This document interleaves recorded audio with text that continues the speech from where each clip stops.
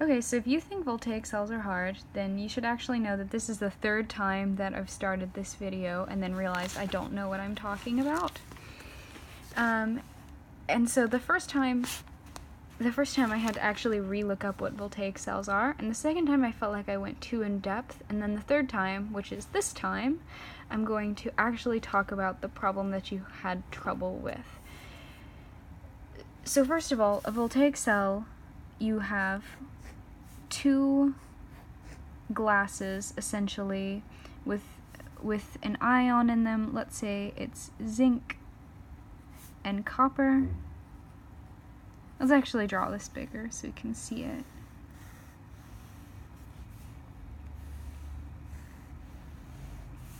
You have copper and zinc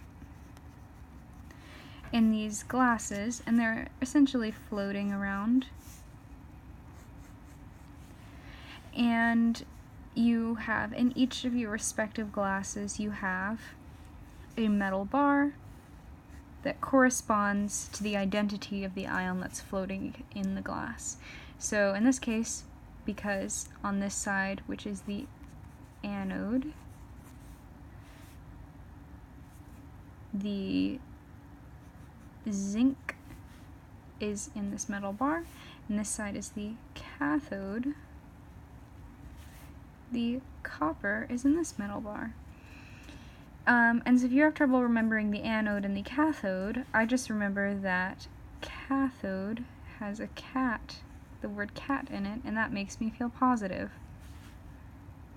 Because cathode is the positive side. Anyway.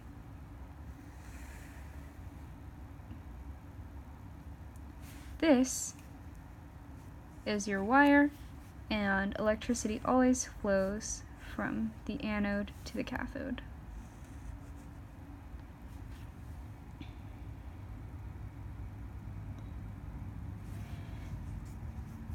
Okay, so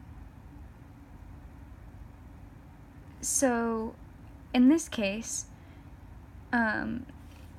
you have electricity, which is just regular old electrons flowing from the zinc side to the copper side, and the reason for that is because zinc is less electronegative than copper. So zinc is like one of those people who you ask them where they want to go out to eat and they're like, meh, like, I don't really care. And copper is like, feels really strongly about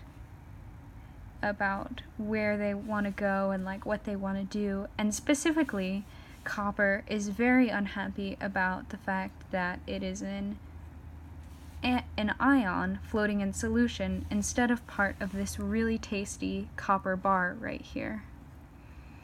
And so what happens is the zinc, which is kind of meh, sends its electrons to the copper side, so these copper ions right here can become copper, just regular old copper, and stick themselves to this bar. So this is like a really hoppin' copper party right here, and all the copper ions want to be part of it, but they can't be part of it if they're copper ions because they'll be floating in solution.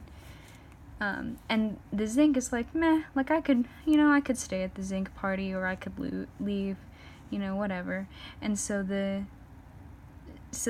zinc gives up its electrons for the copper.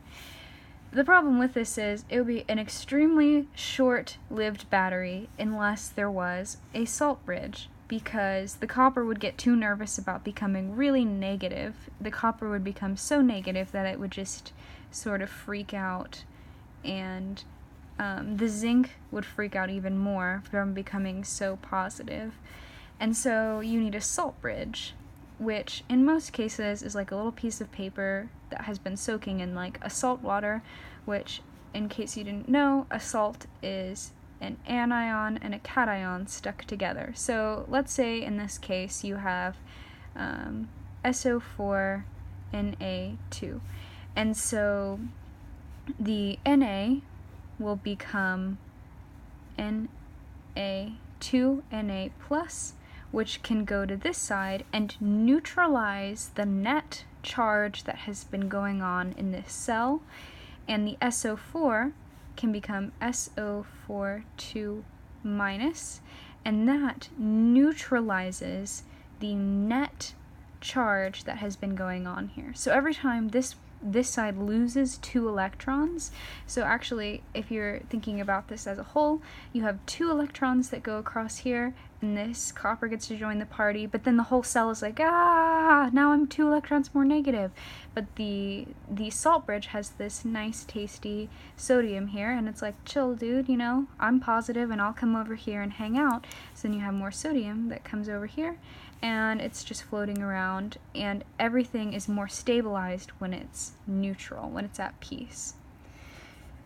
Okay, so this makes sense for like a battery, but like what if, say, you just had like 2 metals that were next to each other?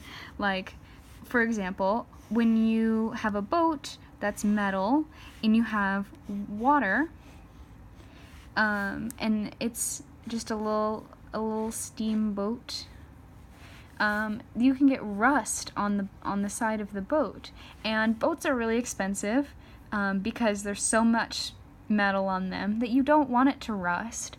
So what you do is you put a metal plate on the side of the boat that is less electronegative than the metal that you made the boat out of. So like, I don't know the order of electronegative metals, but like say this metal is called Bill and this one is called Toast, then you can, and Toast is not very electronegative, then this is like the close-up of Bill and Toast as they're touching each other. So this is Toast and this is Bill,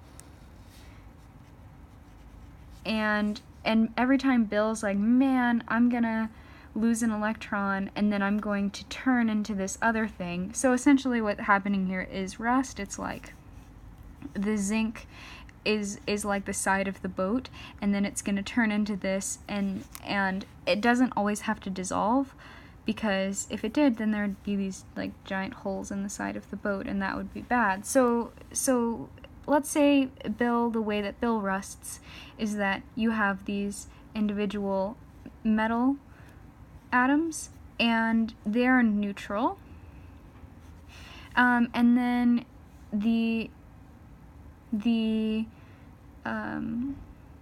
ions from the water, because we're sailing in the ocean, come and they steal some electricity from the atoms in Bill, so then this atom becomes Bill 2 positive. And so Bill 2 positive is really crusty and gross, and it's red, and we don't like it. And so what we can do instead is Toast is less electronegative. So Toast is like, chill, Bill, I'll give you my electrons. And then Toast becomes crusty and red and gross. But we don't care about Toast. We can replace it.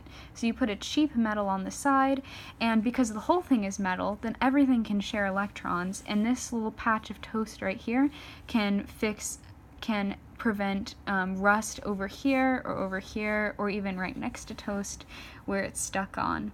So in the case of the question that you had, where you have a piece of silver, like a silver square like this, and it's tarnished, like there's a little piece that's tarnished right here, that this silver has been oxidized. And so this silver is neutral, and then this silver, even though it's with another compound, it still has become 2+, because that is what the charge of the silver is now that it's been tarnished. You can wrap it in aluminum foil, because the aluminum foil will donate its electrons to the silver, so then it can become this regular silver again. And the reason that you want it to be in baking soda is because baking soda is like the salt bridge. Okay, well, so I hope that was helpful, and if you have any other questions, don't hesitate to ask.